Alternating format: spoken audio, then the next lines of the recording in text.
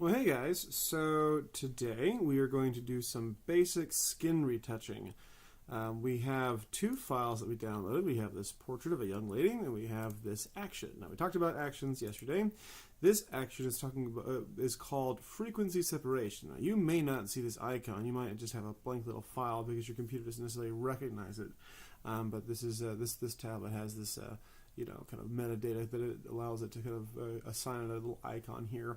Now, we can talk about the, I would say necessarily ethical, questions, or rather the question of values when it comes to photo retouching or skin retouching. Some might argue that it's not the most honest of practices, and they might have a point. But the fact of the matter is that if you're going to be doing photography, if you're going to be doing portraiture, if you're going to be doing anything for like magazines or print work, or indeed even really web work or commercial work at all, you're going to have to know a little bit about skin retouching. And this is one of the most basic sort of techniques of skin retouching. Now, when we did the spot healing, the various other things with our restoration of the old photo, we weren't really paying much attention to, say, the different kind of textures that were on there. We were kind of copying those patterns and stuff like that. With skin retouching, mostly what we're looking at is blending sort of color variation.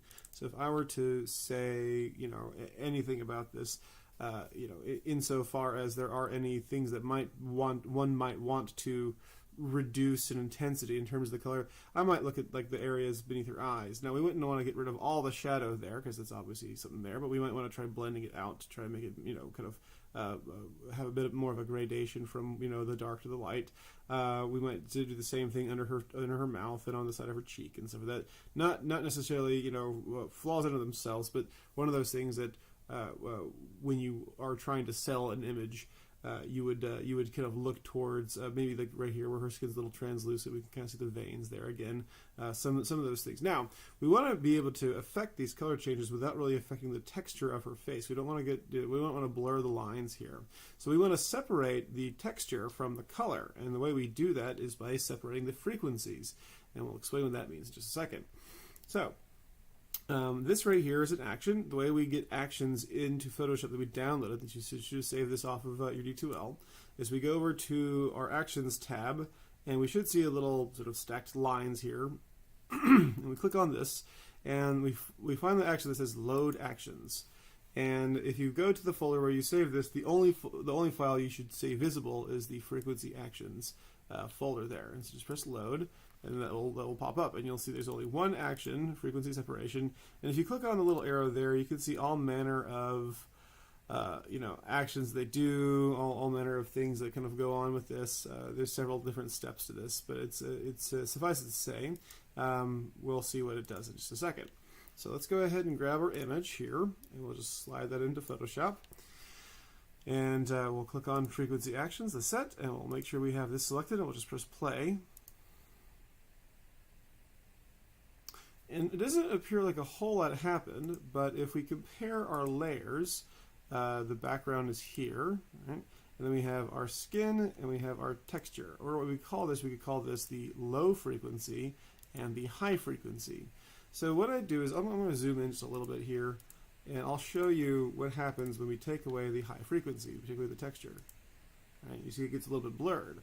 And if we were to, say, for instance, put in maybe a layer of like black here, and what I'm going to do is I'm going to bring back the texture, and we can't see much of anything. I'm going to change the mode to normal.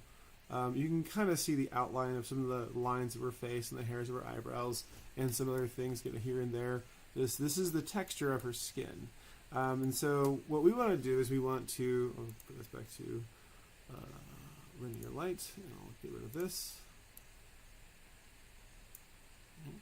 And what we can do now is we can just sort of take away that, and we can start focusing in on some of the differences in color of her skin.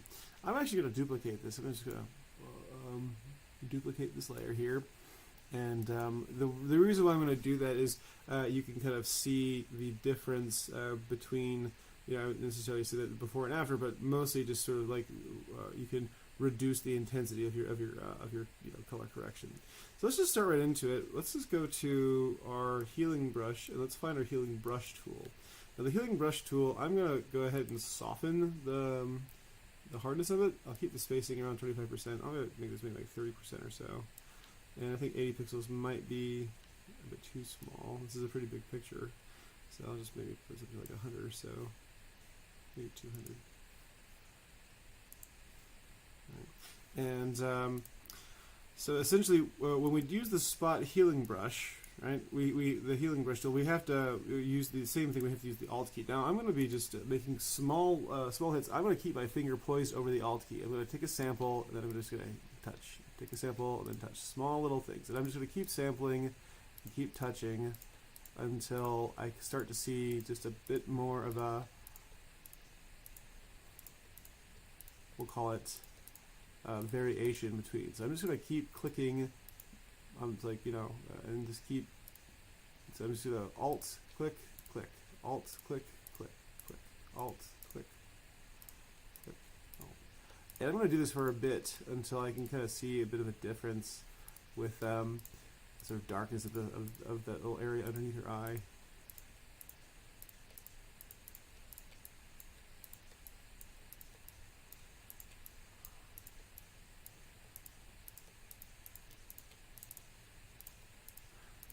So this is just one of those things you get better with practice.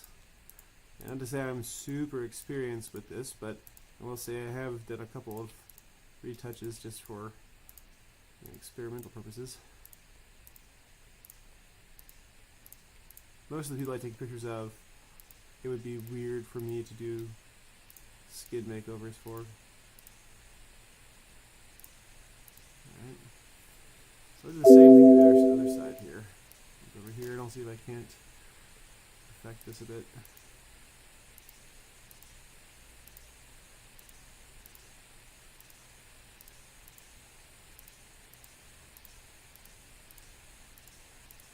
So I don't necessarily want to get rid of all the shadow underneath your eye. I'm just trying to make it like a bit more of a gradation here. Just click, click, click, click.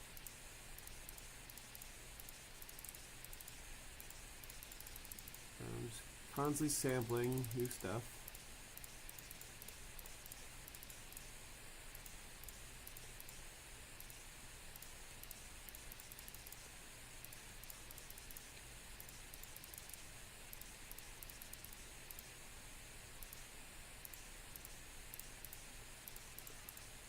And zoom out a little bit here. I'll see if I can't. I'm try to get rid of some of this up here too, or at least reduce some of its.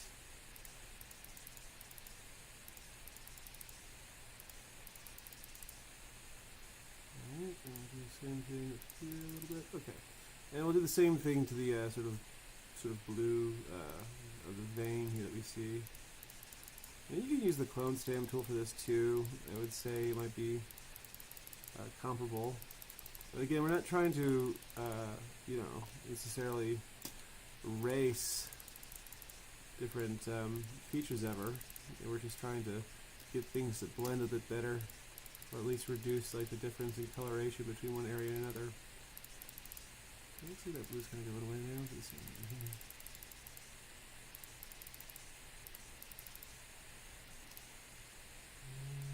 I might try to like this little line here between the dark of her side of her face and right above her eyebrow. Wasn't all that great. I'll just undo that right there.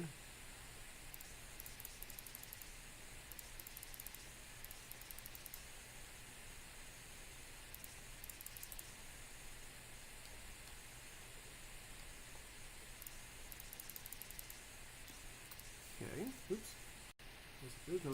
That was dramatic.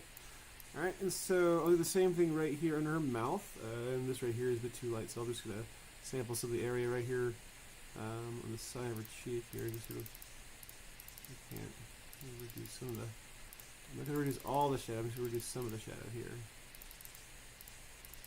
Make it a little less harsh. Same thing here.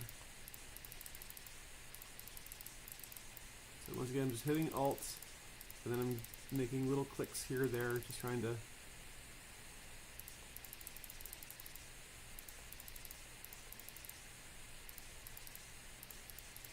make a bit of a blend, soften the edges.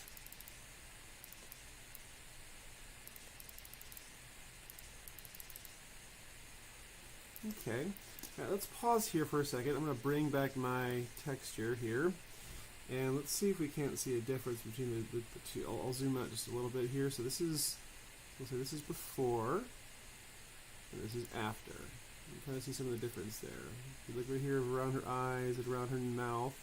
So this is before, after. So it's a little bit, less in terms of like the sort of darkness in her eyes. That sort of like allows things to kind of blend a little bit. The blue of her veins on her forehead are kind of reduced in intensity, and the shadows beneath her mouth, kind of give her little softer edges.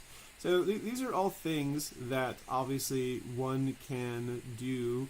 Real simple skin retouching, just to arrive at. One could posit that this may very well not be a more attractive picture. It might look more artificial, and if you do too much of it, then obviously you can certainly make your subject look a little funny. But this is just real basic stuff. So basic, yeah. So you might just and if you want to, for instance, decrease the intensity of it. So I've got my skin down here, and I've got my skin cap. This is the one that I edited. So if I were to bring down the opacity of this, you can kind of see some of the things start to bringing this down. Some of those things that we fixed start to come back. If I were to take it all the way down, here we see the before. I take it to 50%, and then 100%. So depending on if you thought you went overboard in some places, you could bring the opacity down in a few places here for this layer. That's why we made that copy. All right, so I'm just going to bring this up to 100%, and I'm just going to file, save as, and I'm going to save this as a JPEG. Obviously, save this. I'll save this. I'll call this edited, along with everything else it's called. Save it. Make sure it's really good there. And what we can do is we can once again compare and contrast here our two pictures in their entirety. So I'll go back here. I'll open this up. So here's our retouched photo here, and here's our untouched photo. Before, after. Before, after. So, subtle differences, but sometimes subtle differences make the difference between, someone wanting to print that or put that on their billboard or what. So it's another one of those things you can kind of think about when you are taking photos and you think to yourself, well, could I make this look a little more even in terms of its color variation? Could I make the shadows look a little less harsh, just in case you weren't super satisfied with the way that it turned out? All right, well, very good. I can't wait to see what you guys come up with. See you in class.